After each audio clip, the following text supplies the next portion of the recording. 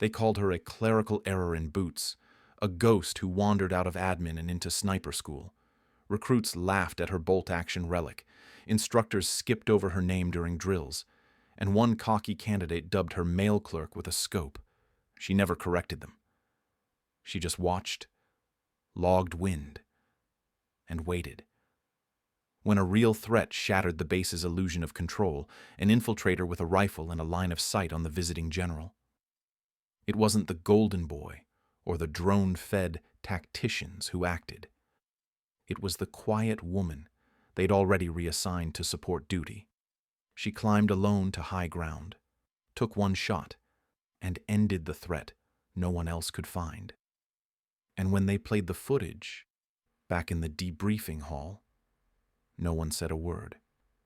They just stared at the timestamp, then at her. Because some victories don't shout. They silence the room. Fort Kellen sat high in the Colorado wilderness, its concrete walls carved into the granite spine of the range. The air stung with cold, the kind that cut clean through gloves and pride. Targets were reset every morning before sunrise. Wind flags snapped like whips along the 1,200-yard trench. Out here, speed was gospel, confidence was a currency, and hesitation got you benched. Trainees barked wind calls, adjusted scopes, and dropped prone with practiced precision. Sharpshooting was treated like sport. Fast kills, loud bravado, bragging rights stitched into every comment. Jenna Ward stepped off the troop transport with no fanfare. Her boots were unpolished, the leather dull and worn through at the toe. She carried a rifle in a soft canvas case, the kind no one used anymore. Her fatigues were regulation, but faded at the collar. A leather-bound notebook peeked from her side pouch, thick with annotations, corners softened by years of use. She walked slower than the others, letting her eyes trace the tree line. One recruit muttered, "Who brings a library to sniper school?" Another snorted, "Grandma Scope reporting for duty." She didn't respond. She just kept walking, her eyes steady, her focus somewhere past the chatter. Duke Callahan, already the loudest in the group, noticed her case. He grinned and called out, "Hey, museum tour starts at noon. You bring that bolt gun for nostalgia or just for laughs." A few others laughed. Jenna didn't. She simply unzipped her case, revealing the polished walnut stock of a vintage bolt-action rifle, its scope already dialed in. It wasn't tactical. It wasn't sleek. But it was clean, maintained with care. Callahan raised his eyebrows and gave a long, mocking whistle. During warm-ups, instructors barked commands. Trainees snapped into formation. Jenna moved with quiet precision, but no one noticed. Until her name was called on the trial list, she was treated like background noise. Even then, one instructor barely glanced up from his clipboard.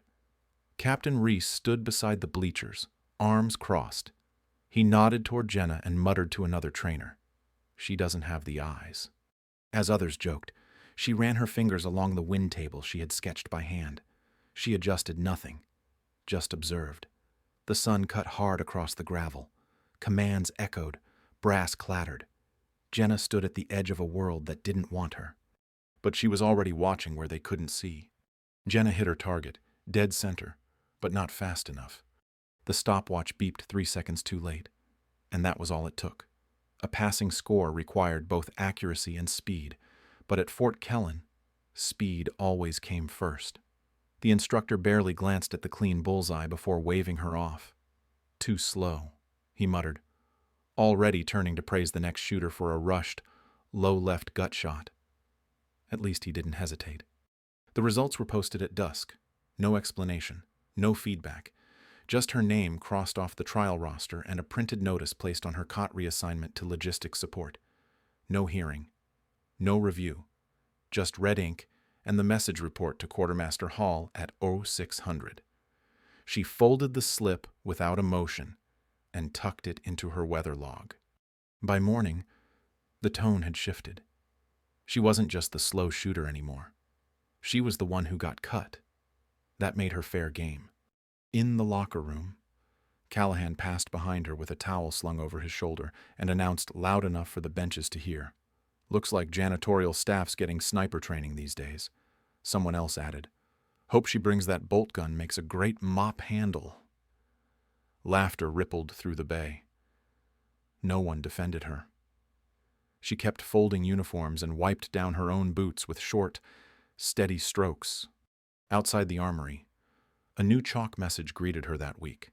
In blocky handwriting, Janitor Jenna can't hit fast, can't quit either. She didn't erase it, just walked past and unlocked the storage cage with the same quiet precision she used for everything else. Her days shifted to repair benches and tool bins. She cleaned scopes, oiled bolts, ran cloth through barrels that others had left smudged or scorched. One afternoon, she noticed a reticle that tracked half an inch right and quietly corrected it, recentering it with careful turns of the turret screws. The rifle belonged to a hotshot recruit who had stormed out minutes earlier complaining the zero was off. Jenna didn't say a word when he returned and hit tight groupings the next day.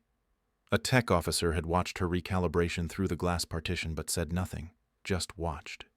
At roll call that Friday, her name was accidentally read with the field teams. The lead instructor paused, confused. Then another one barked across the yard. "Support staff doesn't belong on the live fire list. Logistics forms up by the depot." Several trainees snickered. Callahan muttered, "Try not to clean the range with your face this time." Jenna said nothing.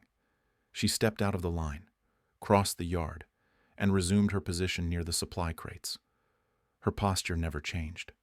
That night, in the barracks, she sat alone on her bunk with her leather-bound notebook. She reviewed her notes from the day of her failed trial, the wind gusts, the shifting thermals, the slope of the rise just beyond the target frame. She drew a new wind triangle from memory, adjusted her last margin of error, noted the light drift pattern coming in from the northwest. Somewhere down the hall, recruits were playing cards and bragging about kill streaks in the VR simulator. One shouted that Jenna should teach a masterclass in cleaning with conviction. Another roared with laughter and called her the Miss Congeniality of mops. She didn't rise, didn't react, just circled a data point and turned the page. The barracks light flickered overhead. Her cot creaked faintly as she shifted her boots off and set them beside her kit, aligned heel to wall. Everything she did had its place, even now, when she had none. Tomorrow, she'd wake up at dawn and clean scopes that others had smudged. She'd polish bolts they'd scratched, sight-in optics they'd never understand. She'd be called the janitor again, maybe worse. But in the silence of that small bunk, she still saw it all: the wind, the angles, the shot that should have counted. And she wrote it down. Because the standard wasn't wrong. It was just measuring the wrong thing. The sirens didn't wail, they clicked once, went silent, then pulsed again. Glitches like that didn't happen at Fort Kellen. Jenna was at her workbench, wiping bolt assemblies with a cloth damp from solvent. Her kit was laid out precisely. The only sound in the depot had been the soft clink of steel on steel until the intercom flared to life. "Base alert. Possible breach. All personnel maintain position. Await instructions." Another pause. Then nothing but static. A young trainee burst through the side entrance, his boots scattering dust across the supply crates. "Comms are down," he said, breath ragged. "They lost Tower 3 and Bravo Post. No eyes on that ridge." Jenna's hand stopped mid-motion. She set the cloth down and looked past him, toward the open door and the hills beyond. The North Ridge. High, narrow, perfect line of sight to the landing zone. Outside, orders barked through handheld megaphones, but they overlapped, contradicted. One team rushed east, another doubled back. Half the instructors tried to triangulate the threat, but no feed was clean. Drones grounded, radios jammed. They were blind. General Torres had arrived minutes earlier. His convoy was inbound through the main road, a path that bent in a clean curve directly under the cliff's arc. Jenna turned away from the depot door and opened her notebook. The wind page was already annotated for the morning 7-mile-per-hour drift. Western pull, slight thermal lift near the ledge. She flipped to sun angle data. Time was just past peak. The cliff would cast shadow. She traced the old drawing of the ridgeline with her finger. It hadn't been used in months. Behind her, someone yelled, "All Overwatch teams, check in. North sector unconfirmed." I repeat, North is unconfirmed. She looked at the crate of rifles to her left, new ones, tagged and mounted with digital readouts and auto-zero optics. Her hand didn't reach for any of them. She walked past the crate without pause. In the far locker sat her rifle, the one she wasn't supposed to use anymore. The bolt-action relic. She took it down with quiet care, snapped the bolt open, clean chamber, checked the scope still aligned from her last note. She slid 2 rounds into her pocket and turned toward the door. "Hey, support stays in place," someone shouted from the outer perimeter. She didn't stop. She didn't answer. The chaos outside rose. Shouted wind calls contradicted one another. Someone yelled about a glint near the ridgeline, but no one had it confirmed. Jenna walked through it, past scattered ammo crates, past men with headsets shouting nonsense. She moved slowly, deliberately. Her notebook was folded under her arm, rifle in her grip. No one followed. The moment had arrived, and it didn't ask who held rank. It asked who was still watching. Jenna passed the outer fence with her rifle slung low and her eyes on the ridge. The path wasn't marked. No one else was headed that way. "Hey," a voice barked from the command tent. "That zone's locked. Get back to post." Another soldier pointed toward her. "Who is that? That's not a scout. Is that Ward?" One of the instructors raised a radio. "We've got unauthorized movement in the North Quadrant." Static crackled in response. Signals were still failing. Everyone was still guessing. Near the secondary launch pad, Duke Callahan spotted her moving through the brush. He didn't lower his binoculars, just smirked. Cleaning detail trying to be a hero, he called across the lot. "Hey, Jenna, try not to polish the sniper while you're up there." Laughter followed his voice, nervous but real. No one stopped her. No one joined her either. Captain Reese stood by the edge of the comms tent, arms crossed, watching her move up the slope. An officer asked, "Should we pull her back?" Reese shook his head once. "Let her go," he said. "She'll learn." Jenna climbed with purpose. The ground shifted under her boots, loose rock giving way to firmer ledge. The wind changed with each elevation, pushing from the west now, then angling south. She paused just below the crest and opened her notebook. Folded between the wind pages was a hand-drawn range card. She slid it under her rifle's stock. No bipod, no HUD, no spotter, just a rough cloth beneath her elbows and a memory full of data. She pressed her body low, rifle braced against the slope. From here, she could see the entire curve of the base. The road bent around the hill like a hook. The convoy was 5 minutes out, a dark line approaching through dust. Below her, soldiers scrambled. Teams repositioned but pointed their scopes east and south, scanning the wrong angles. Commands overlapped. None had the high ground. No one had the angle. Jenna scanned the ridge opposite her. Nothing. Then again. Higher. There. A glint brief. Unnatural. She slowed her breath, watched the shimmer resolve into a scope. 260 meters, wind pushing hard, high sun behind her. Good light, but some haze. She adjusted by instinct. She didn't blink. In her ear, a nearby comm flickered. "Where's our overwatch? Who's got the convoy?" No answer. Jenna centered her sight, watched the motion beyond the glint. There was movement. Not a drill. No misread. This was real. Her finger rested lightly against the trigger guard. Her breath was still. Time had shrunk. There was no fear, just calculation. Behind her, the base shouted into radios and argued into silence. She kept watching. She kept seeing. And she didn't wait for permission. Jenna didn't blink. The ridge was still, but the world below it frayed. Voices snapped over broken radios. Dust curled from the road where the general's convoy advanced. Sunlight poured across the valley, bleaching the ridgelines in a soft glow. But her view remained sharp, fixed. Through the scope, she watched the glint shift again. It wasn't just reflection now. The barrel had moved. She saw the change in shadow. A half-inch. Maybe less. But it meant intent. She adjusted her sight.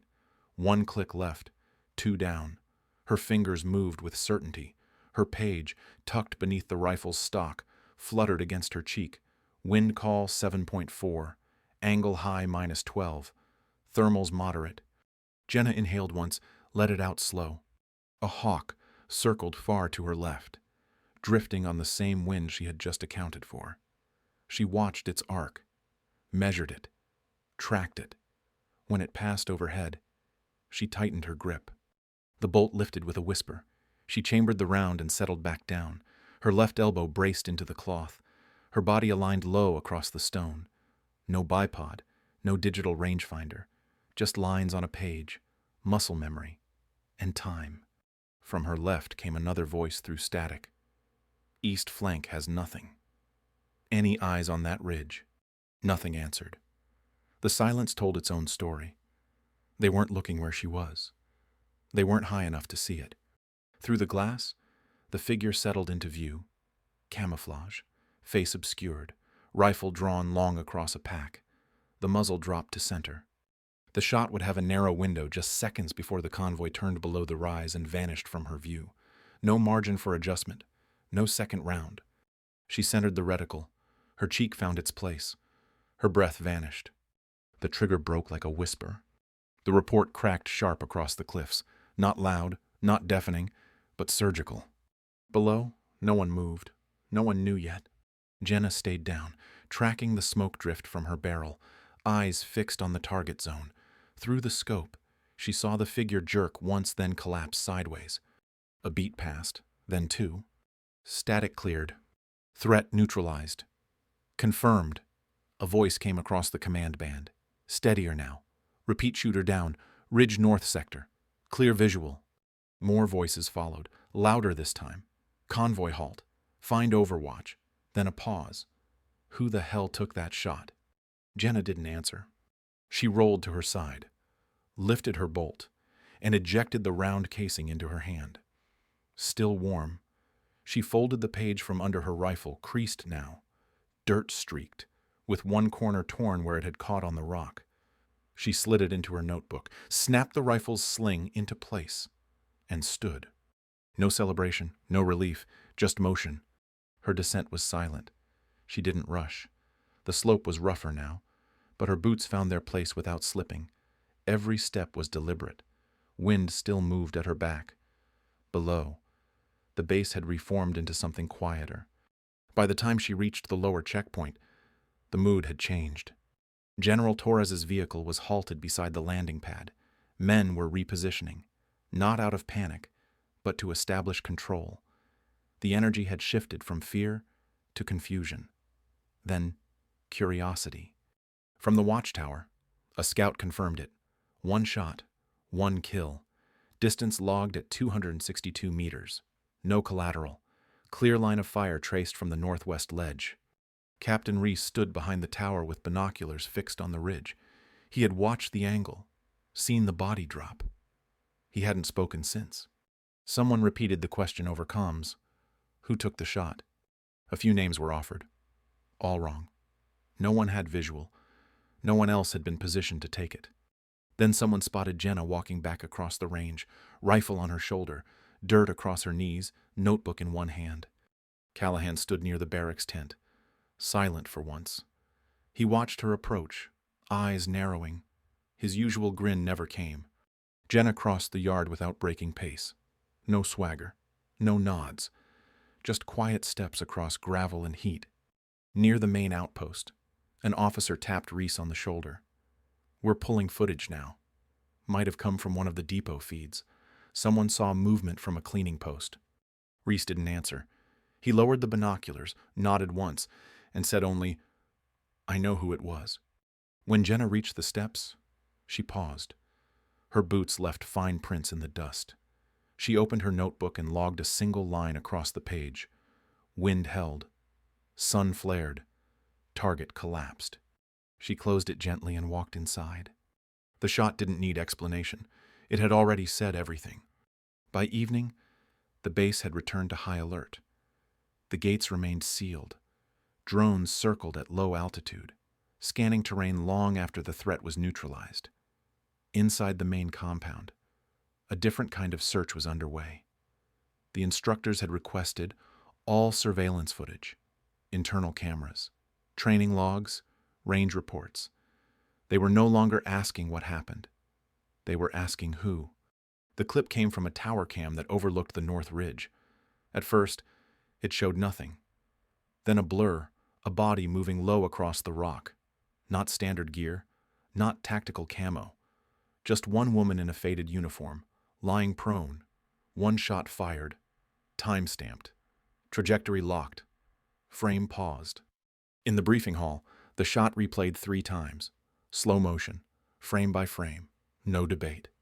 General Torres entered through the side door with 2 security aides at his back. The room snapped to attention, but he waved them off. "Who's the shooter?" he asked. No one spoke at first. Then an operations officer, Major Lindell, checked the logs again, glanced toward the rear bench, and said quietly, "Ward. Jenna Ward." The general looked across the room. "Bring her in." Jenna stood just outside the doorway, back straight, uniform streaked with dust, hands faintly smudged from cleaning fluid and powder. She stepped inside without a word. The room, once packed with noise and command, was now silent. Callahan, standing near the front row, stared at the floor. He didn't blink. He didn't speak. Captain Reese met her eyes and gave a single nod. Nothing more.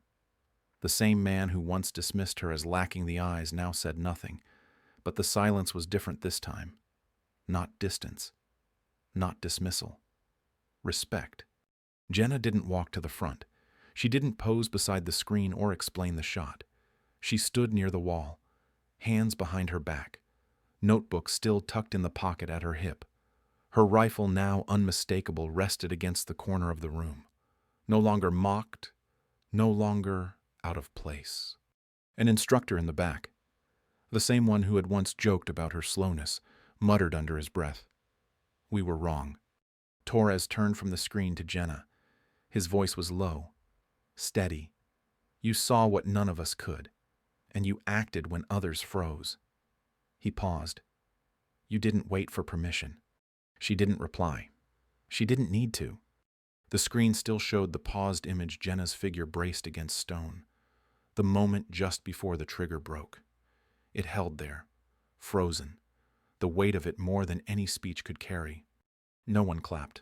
No one cheered. But no one questioned it either. A clipboard passed silently between instructors at the back table. It bore the updated personnel list. One name had been added back. Jenna Ward. Status field certified. The pen stroke was solid. No red ink, no markouts. Just black. Permanent. The range was empty when Jenna arrived. Dawn pressed cool and thin against the ridgeline, the kind of stillness that made every movement feel deliberate. She walked across the gravel with her rifle in one hand, notebook in the other. No one called her name. No one shouted her back. The silence was earned. She moved to her usual lane, range 4, just beneath the wind towers, and laid out the cloth across the firing mat. The fibers still smelled faintly of oil and dust. She opened her notebook to a fresh page, the last one. The others were filled, corner to corner, with arcs and wind calls and lessons no one else had bothered to learn. Until now. She adjusted the scope not to fire, but to study the far slope. Heat shimmer hadn't started yet. Visibility was good, temperature steady. She logged the data in clean lines, the pen scratching soft in the early quiet. A breeze passed over her shoulder. Dust drifted toward the horizon. In the distance, the metal silhouette of a target spun faintly on its axis. Jenna didn't look at it. She watched the light shift across the ledge, calculating angles that no longer needed testing. Behind her, soft steps approached. Not loud, not rushed. A shadow paused near the edge of the bench, and a folded slip of paper was placed beside her notebook. No words, just the note. She glanced once, scrawled in pen, "Teach me." The figure walked off before she could answer. She didn't follow. She didn't speak. On the blackboard near the range entrance, the old nickname had been wiped away. No trace of chalk, nothing left of the laughter. Just a list of names etched beneath the program heading, and hers, Jenna Ward, written clearly in black ink. No asterisk, no pencil line, waiting to be erased. She reached for the bolt on her rifle. The metal was smooth, still scratched from years of use, but it locked home with the same solid click. Familiar, constant. She didn't fire. She didn't need to. The moment held its own sound, a page turning in her notebook, a breath in her chest, the wind at her back. She wasn't proving anything. She was home, and for the first time, the world was quiet enough to understand why. The range was empty when Jenna arrived. Dawn pressed cool and thin against the ridgeline, the kind of stillness that made every movement feel deliberate. She walked across the gravel with her rifle in one hand, notebook in the other. No one called her name. No one shouted her back. The silence was earned. She moved to her usual lane, range 4, just beneath the wind towers, and laid out the cloth across the firing mat. The fibers still smelled faintly of oil and dust. She opened her notebook to a fresh page, the last one. The others were filled, corner to corner, with arcs and wind calls and lessons no one else had bothered to learn. Until now. She adjusted the scope not to fire, but to study the far slope. Heat shimmer hadn't started yet. Visibility was good, temperature steady. She logged the data in clean lines, the pen scratching soft in the early quiet. A breeze passed over her shoulder. Dust drifted toward the horizon. In the distance, the metal silhouette of a target spun faintly on its axis. Jenna didn't look at it. She watched the light shift across the ledge, calculating angles that no longer needed testing. Behind her, soft steps approached. Not loud, not rushed. A shadow paused near the edge of the bench, and a folded slip of paper was placed beside her notebook. No words, just the note. She glanced once, scrawled in pen, "Teach me." The figure walked off before she could answer. She didn't follow. She didn't speak. On the blackboard near the range entrance, the old nickname had been wiped away. No trace of chalk, nothing left of the laughter. Just a list of names etched beneath the program heading, and hers, Jenna Ward, written clearly in black ink. No asterisk, no pencil line, waiting to be erased. She reached for the bolt on her rifle. The metal was smooth, still scratched from years of use, but it locked home with the same solid click. Familiar, constant. She didn't fire. She didn't need to. The moment held its own sound, a page turning in her notebook, a breath in her chest, the wind at her back. She wasn't proving anything. She was home, and for the first time, the world was quiet enough to understand why. She was never the loudest, never the fastest, and never the one they expected. But when the moment came, it was her stillness that saw what others missed, her patience that saved a life, and her silence that spoke the loudest. Jenna's journey wasn't about proving others wrong. It was about remaining true to her quiet strength in a world that rewarded noise. She didn't demand recognition. She earned it by standing firm in who she was. And when the world finally saw her clearly, it was on her terms. If you've ever felt overlooked, underestimated, or dismissed for moving at your own pace, let Jenna's story remind you, stillness is not weakness. Precision is not failure. Keep going. If this story moved you, share your thoughts in the comments, and follow for more stories that honor the quiet, the steady, and the unseen strength within us all.